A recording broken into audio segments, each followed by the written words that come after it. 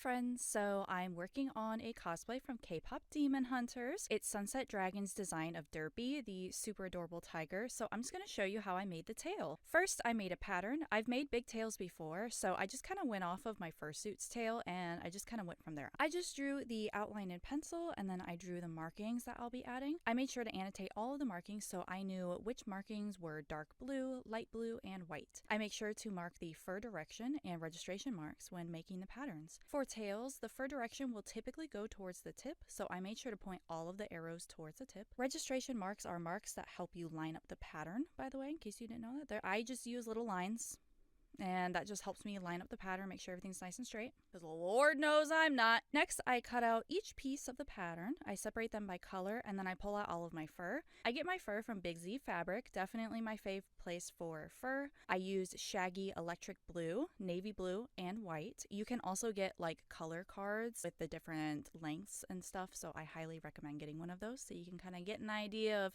the different lengths and how the colors look and everything. Before placing my patterns, I notate which direction the fur is going. Typically, it's pretty easy to tell which way the fur goes. If you brush it in the wrong direction, it will get like kind of matted and it just doesn't feel natural. So that is the down direction, and I like to mark a little arrow on the side of the fabric so that I, always remember which direction the fur is going. Once I get the fur direction, I mark the patterns out with a fabric pen. I make sure to label them all and transfer the registration marks, and then I use a blade to cut them out. This ensures that only the backing of the fur gets cut and not the actual fur itself, or else you'll have you'll cut some fur that you don't want to be cut and it'll just not look good. Ma'am.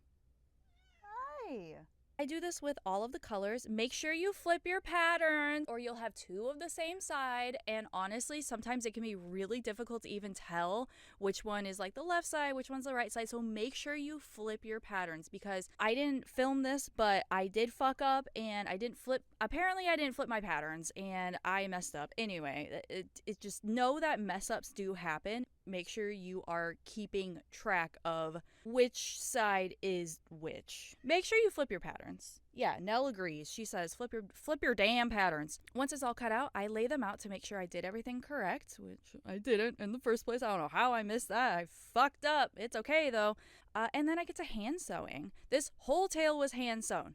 So all of the markings, all hand sewn. So I start with the small pieces first, like the white pieces, and then I hand stitch those into the dark blue pieces. I use a blanket stitch to sew all of the pieces together. It's a really secure stitch for sewing fur. I don't really know how to describe this, but I hopefully kind of showed it in the video. So you kind of do like a whip stitch in a way, but then you also take it back